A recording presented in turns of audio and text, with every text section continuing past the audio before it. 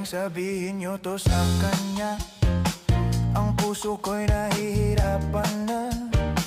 Ano pa ba ang pwede kong gawin na uubra upang maakit siya? Palagay kaya ako ng tato, magpatubo ng balbas sa nguso, magpalaki ng muscle sa braso, magpadagdag ng puwet kay belo. Buksan mo, papasukin